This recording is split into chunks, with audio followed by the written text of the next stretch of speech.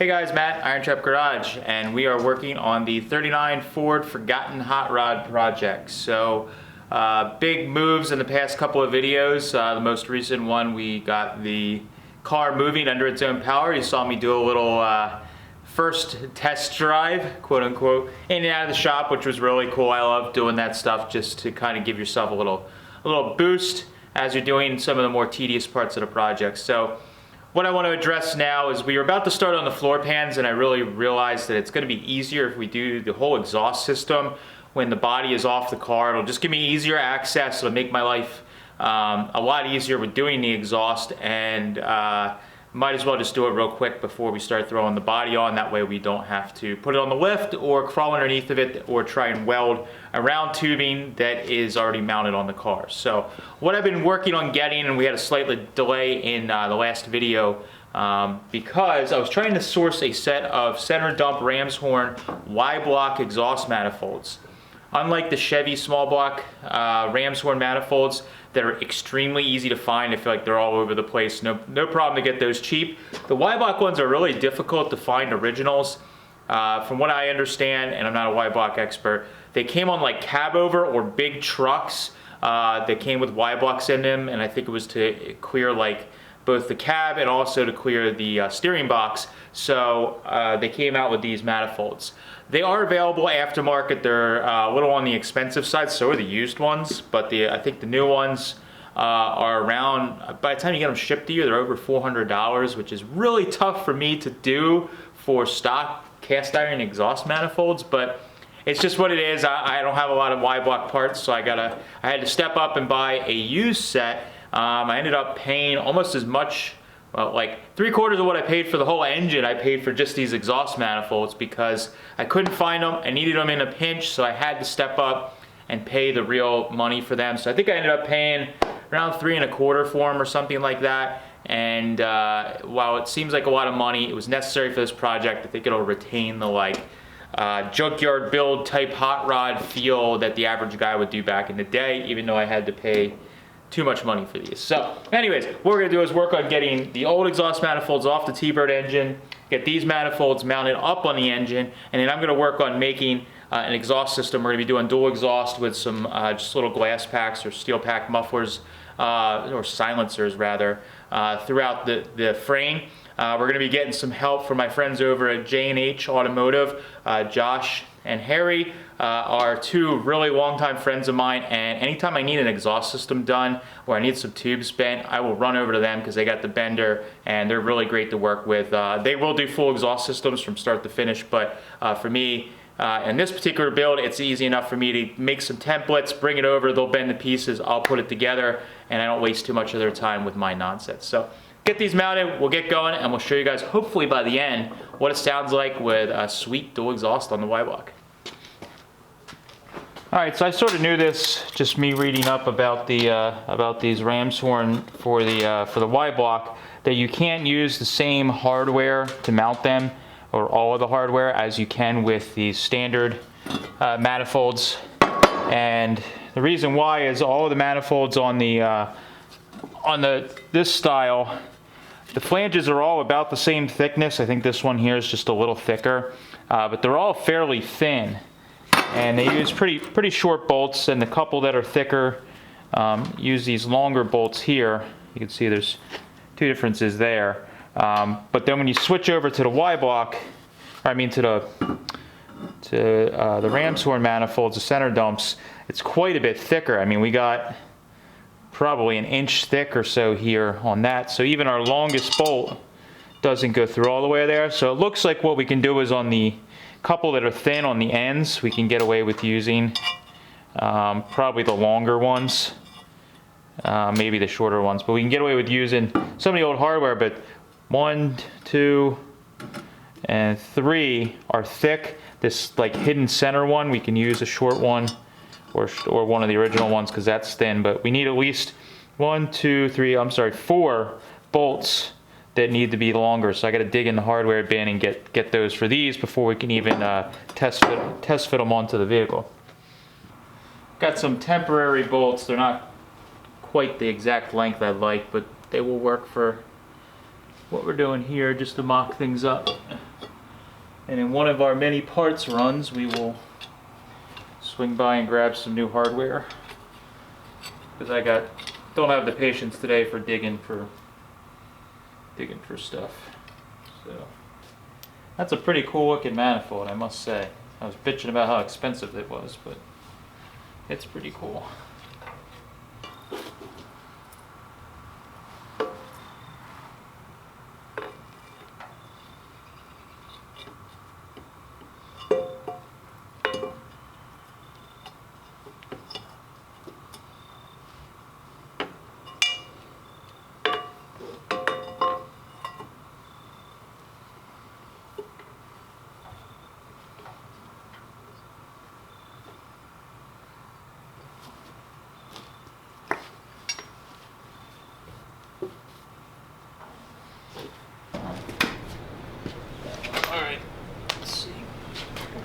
I think you actually have to fish the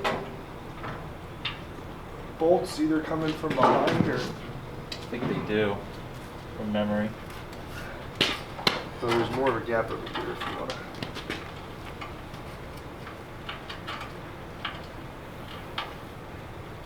Alright, so we got the steering box all mounted up, and the problem that we're running into, you can see we're using this test piece of pipe here, is the steering box is in the freaking way. So we need to put a bend really quickly out of here to get this out of the way. So it actually needs basically like a 90. So if I'm just using this TIG rod for kind of demonstration purposes, but if we can get a bend to come out of there really quickly, I think we can just barely clear. It's going to be really tight to the steering column, but I think we can make it work if it's starts bending really quickly there, and then we can just angle it. We're going to put a flex section right in here, a stainless flex right about here, so that will give us a little bit of wiggle room, a little bit of flex or wiggle room to go like that. So then we can run it through here like we did the other, like we're doing with the other side. So this piece is going to be a real MFer to do.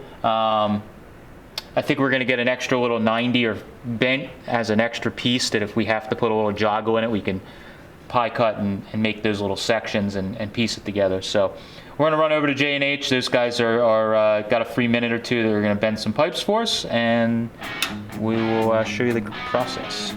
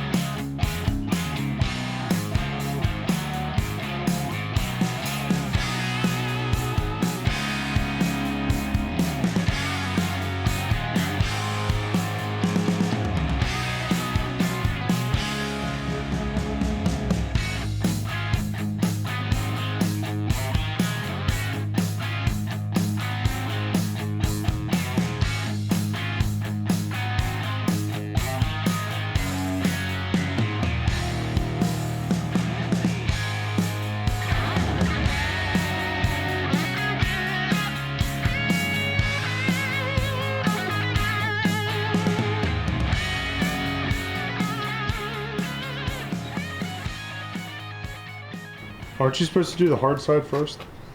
No, we're gonna get warmed up on this side.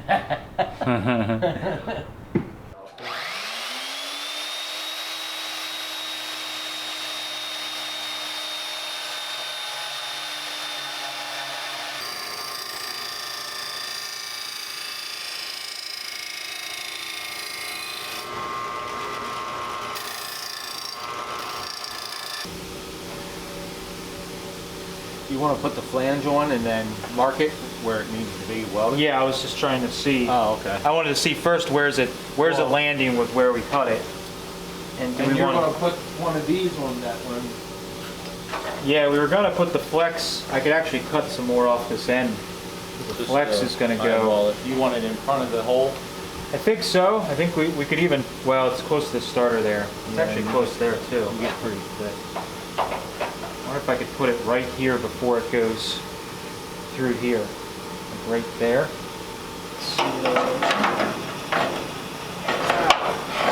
How many times I'm gonna forget that during this project?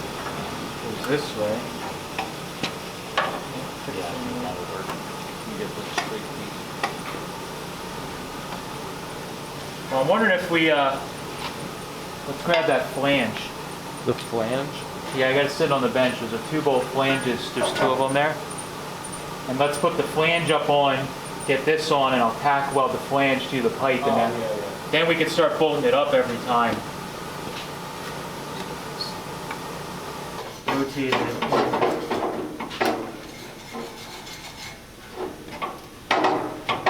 Alright, so that's seated all the way into there. That's like that.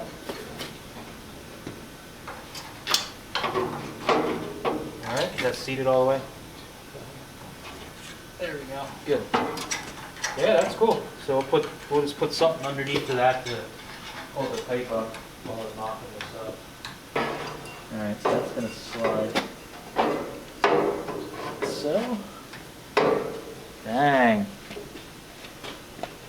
Might need to. Just needs a little tweak, like a. It needs kick to the side just a little bit. This way? Yep. Yeah, because you're already tight there, aren't you? What is open that? Against the frame. Yeah, if we open the hole up in the frame a little bit, we can. So we need a And little. we're heading in the wrong direction if you look at the. Yeah, it's got to come over. Man, imagine having to weld that in place. That's what I'm saying. That's the shit you got to think about, because it's like, you got to think of you in like an hour, and when you're welding this, and you're like, man, that guy that set that up. Like, oh wait, it was me. All right, so let me zap here.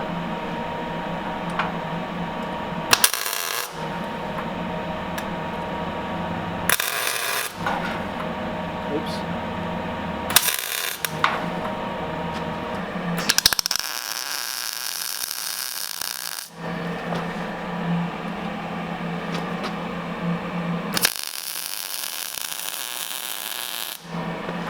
How much is it?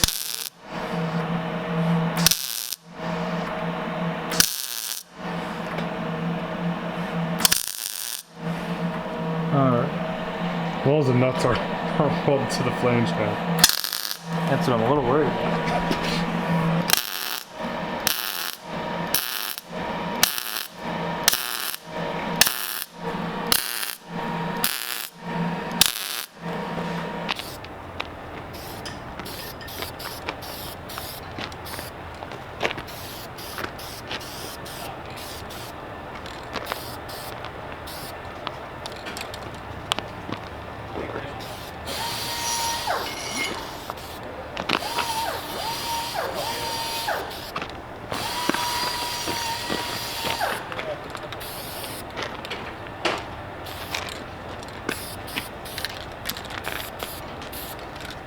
All right, so while we were getting everything bent up and running around, we got a short filter here. So the ham, one of the great things about Jockey Journal, the ham is there's a lot of great information. So I found a thread that mentioned what filter to get if you want the shorty filter on a Y block that has the correct thread. So we got that. That got us cleared of the steering box. The car, when it was built, the filter was jammed into the steering box. So we got room now that we can change the oil. Next thing is with the exhaust. We need to get the exhaust like above the oil filter, through the column, and up in there. This is going to be a pain in the ass. So it is not fun, and we're definitely not going to win any awards here for best flowing exhaust system. So Best looking though, right? no, we're not gonna win any awards. So what we're gonna try and do is we got this spare 90 that Harry bent up for us just to use for mock-up and also to kind of cut up for the bend. So we need to actually start trimming this down. So we're gonna trim the excess off so we can fit it up in the manifold, see where it's at, and keep trimming and trimming. We may actually have to trim into the bend so that it's bending coming right out of the pipe, and put the flange on like halfway down. I don't know yet. So we have to just slowly trim it down till we can get it to all fit up. But we basically want something like, I mean, obviously we can't get it bent how we want with this piece on here, but you know, we want it to go in and around, and then we'll have to work on another bend down to get it through the frame. So this is going to be probably the hardest part of the whole exhaust. That's why we warmed up on the easy side. How are we gonna get it in there once it's all welded together? Oh, I don't know. We'll weld it on the car. I don't know. With our minds. Good? Yep. All right, that's one tack.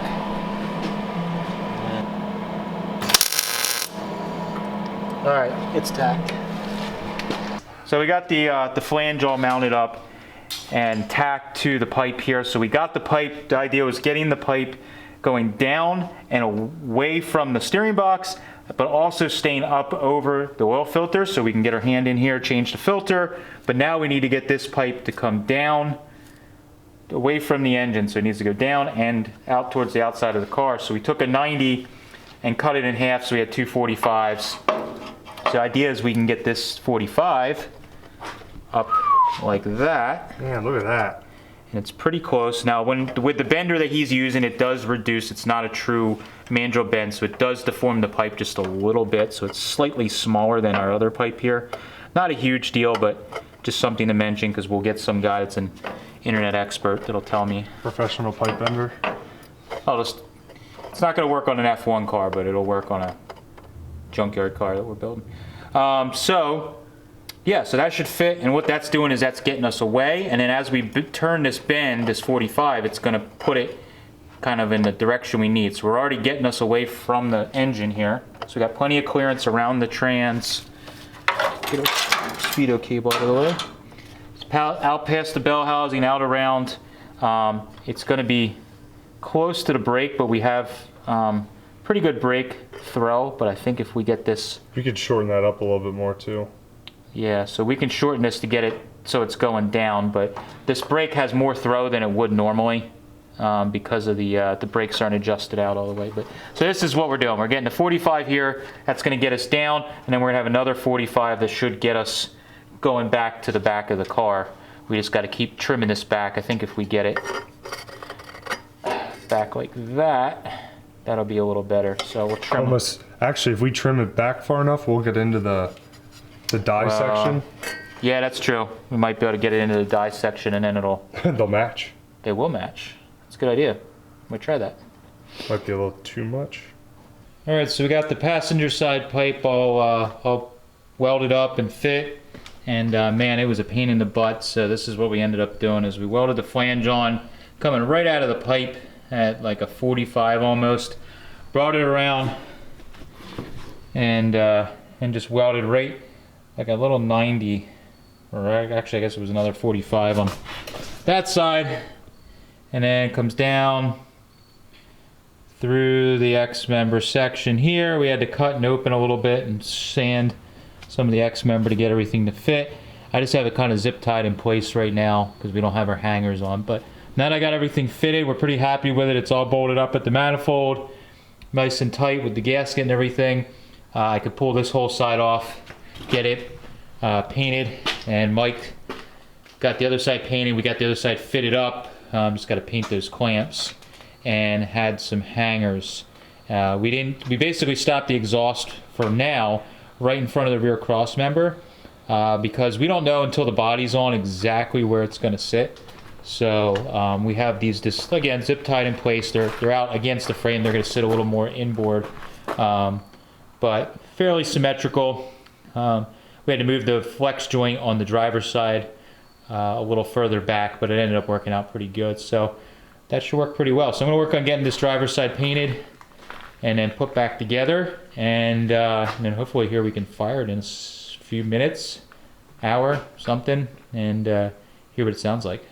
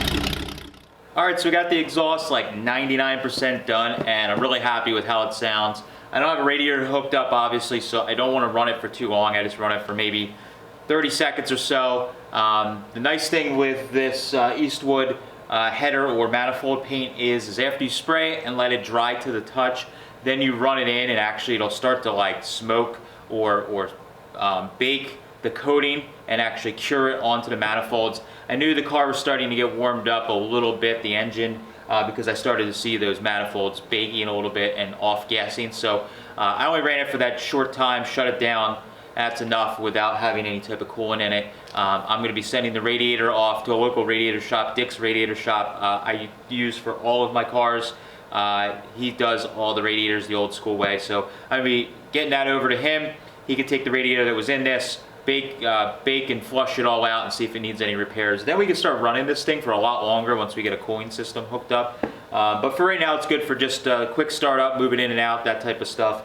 A couple things I need to address to get this exhaust system 100% is the plug wires, number one. The way the plug wires are come out, or the way that they're made, they're a little short because they end up kind of sitting on the exhaust manifold. So I either need to get plug wires that have different ends on them, or I need to make some longer ones and make like some metal looms to keep them from getting burned on the exhaust manifolds. Number two, I made a mistake of ordering some downpipe gaskets from Amazon that are supposed to be the correct thing. They showed up and they're way too big of a diameter overall. Now, the inside area does crush and tighten and everything seems okay, but they look silly because they're like sticking out past the manifold. So probably what I'll do is eventually I'll order some correct ones from Max, get them sent in, and we'll swap them out. The only other thing is I didn't put any hangers on the exhaust because I want to get the body all hooked up and connected and see where we can hang the exhaust from. Right now I'm a little worried that I'm going to hang it somewhere where the body may actually have to sit and cause problems. So right now I just have a couple zip ties holding it in place. I mentioned earlier in the video I need to finish and make the tailpipes, but I don't want to do that till the body's on, the bumpers are on, and I can look back and get it looking exactly how I want and find just the right tips to put on it that are that'll give it just the perfect look in the back. So a couple little things, but overall the main part of this was get the exhaust bed up, welded, fitted to the car so that we're not trying to do it with the body on and hating our lives. So got all that accomplished. The big things, the takeaways for this, if you guys are doing this sort of swap in an early Ford, number one, probably one of the most important things is you need to swap out to a shorty filter. We'll drop the part number down below in the description of the filter that we used. It's basically the same exact filter, but it's about half the length, threads right on just fine. That gives us the clearance so that we can actually thread the filter off and it's not jammed up against the steering box or steering column, so we can easily do an oil change. The way I built the exhaust, that was one of the things that made it tough, is to snake up over the filter, around the column, and then down and in through the X section of the frame. So we got that all in. You can get your hand in, fully crank the filter off, so I'm really happy. One of the things that is difficult, unfortunately, with just trying to fit all this stuff together is if you need to change the steering box or take it out, you do have to take the exhaust and at least drop it out of the way. The way I designed the exhaust, you can actually pull the whole entire downpipe all the way back to the little mid-muffler that we put in, or the glass packs, whatever you want to call them. Those, you could slide that whole downpipe out in one piece really easily just by taking one of the clamps off in the back. So that makes it nice for taking the steering box out, because we can kind of just move stuff out of the way, sneak it out. We do need to take the steering box back out, number one, to clean and paint it. Number two, to get the body back on without too much hassle. So that's something that we need to do in the near future. So overall, big step, got the exhaust on. Next step, which I'm excited for, is the floor pans. So floor pans, inner rockers. So what I'm going to start out by doing is probably mounting the floor pan up to the frame, and then we're going to work on cutting the old junk floor and inner rockers out of the car, and then we're going to slide it back down over, connect the dots, bing bang boom, zap zap zap, all good, ready for the road, sort of. So that's the game plan for the next handful of videos, and really soon, I'm getting super excited. We'll have a body on the frame, and we can see how it looks with its new stance, cleaned up frame, and nice little T-Bird engine in there. So that's all I have for this one. I appreciate you guys following along. As always, we do videos on Tuesdays, Fridays, and Sundays. If you haven't definitely subscribe. Drop us a comment down below. Let me know what you think of the sound of the dual pipes on the T-Bird for the 39 Forgotten Hot Rod. Thanks, guys. Catch you later.